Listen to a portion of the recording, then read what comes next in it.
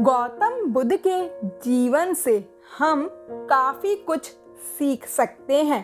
बुद्ध के विचार इतने प्रेरणादायक है कि हर कोई इनके विचारों से प्रभावित होता है। भगवान बुद्ध अपने शिष्य को क्या शिक्षा देते हैं, इस कहानी में हम जानेंगे। इसीलिए आप इस कहानी को अंत तक और ध्यानपूर्वक जरूर सुने। एक बार महात्मा बुद्ध का एक शिष्य, जो महात्मा बुद्ध का बहुत प्रिय शिष्य था, एक दिन उसने महात्मा बुद्ध से कहा, आप कब तक इस स्थान पर बैठकर तपस्या करेंगे? आज आप टहलने जाए और आज मैं आपकी जगह पर बैठता हूँ। अगर आप मुझे अनुमति देंगे तो। फिर महात्मा बुद्ध ने अपने शिष्य से कहा, ठीक है, मैं टहलने जाता हूँ, लेकिन एक बात का ध्यान रखना कि जो कोई भी यहाँ दर्शन करने के लिए आते हैं वह खाली हाथ नहीं जाते हैं। वह जो कुछ भी मांगते हैं उसे मिलता है। मेरी एक शर्त है तुमसे कि तुम कुछ नहीं कहोगे और न ही तुम कुछ करोगे, बस तुम अपनी तपस्या में लीन रहोगे, क्योंकि मैंने सभी के लिए कुछ योजना बना रखी है। मैं सभी का ख्याल रखता हूँ। ऐसा बोलकर महात्मा बुद्ध वहाँ से चले गए और शिष्य वहाँ अपनी तपस्या में लीन हो गया। कुछ भक्त आए और दर्शन कर वहाँ से चले गए। कुछ समय बाद एक व्यापारी वहाँ आया। वहाँ उसने उस शिष्य को बुद्ध के स्थान पर बैठे देखा। फिर व्यापारी ने उसे प्रणाम किया और जैसे ही व्यापारी वापस जाने के लिए मुड़ा, उसके जेब से कुछ रुपए वहीं गिर गए। लेकिन व्यापारी ने ध्यान नहीं दिया और वह वहां से चला गया। व्यापारी के जाने के बाद एक गरीब व्यक्ति वहां आया। उसने महात्मा बुद्ध के शिष्य को प्रणाम किया और विनती करना शुरू किया।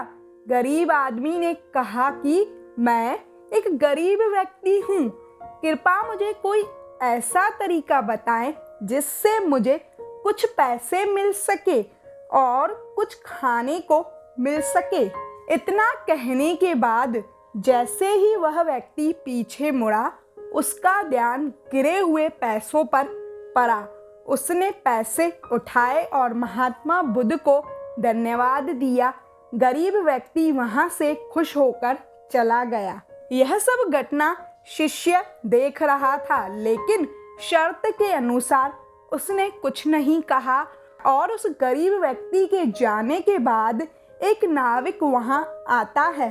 वह महात्मा बुद्ध के शिष्य को प्रणाम करता है और उससे विनती करता है कि प्रभु, मैं अपनी समुद्री यात्रा पर 15 दिन के लिए जा रहा हूँ। मैं आपसे निवेदन करता हूँ कि मेरी यात्रा सफल रहे। यह कहते हुए जैसे ही वह नाविक पीछे मुड़ा तो देखा सिपाही पीछे खड़े थे और सिपाही के साथ वह व्यापारी भी था जिसका पैसा गिर गया था। उस व्यापारी ने कहा, इस नाविक ने ही मेरे पैसे चुरा लिए हैं, क्योंकि यह नाविक मेरे जाने के बाद यहाँ आया था।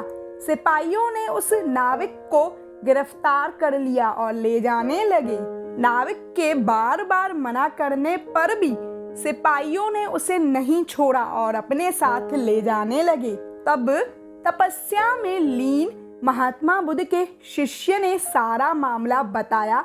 नाविक ने पैसे नहीं चुराए थे, एक गरीब आदमी आया था, उसने इस व्यापारी का पैसा चुरा लिया है।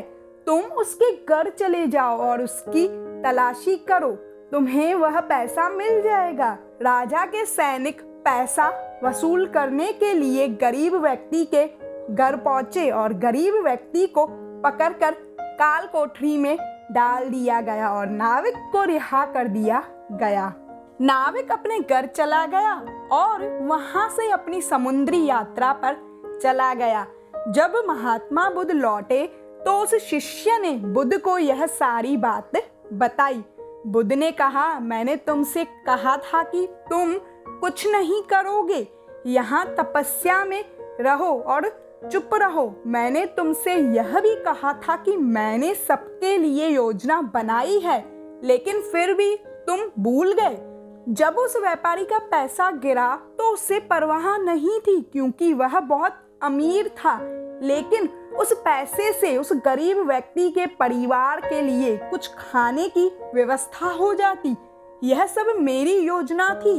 और जो नाविक समुद्री यात्रा पर जाने की बात कर रहा था, उस समुद्री यात्रा पर उसके जीवन को खतरा था, क्योंकि वहां एक बहुत बड़ा तूफान आने वाला था। इसीलिए मैंने इतनी बड़ी योजना बनाई थी कि तुमने सब कुछ गड़बड़ कर दिया। तुमने हमारी योजना को नष्ट कर दिया और तुमने उस गरीब व्यक्ति को जेल में डलवा दिया। तुमने उस नाविक को समुद्री यात्रा पर भेज दिया। अब उसकी जान चली जाएगी और उसकी पत्नी विधवा हो जाएगी। महात्मा बुद्ध का शिष्य उनके चरणों में गिर गया। बुद्ध के पैर पकड़कर बोलने लगा, भगवान, मुझसे बहुत बड़ी भूल हो गई है, कृपया सब कुछ ठीक करे। महात्मा बुद्ध ने कहा कि अब यह सब हो गया है और अब इसे रोकना असंभव है। इस कहानी का सार यही है कि भगवान ने सभी के लिए कुछ न कुछ योजना बनाई है। इसीलिए आपको हमेशा अपना आत्मविश्वास बनाए रखना होगा, क्योंकि भगवान के घर देर है पर अंधेर नहीं।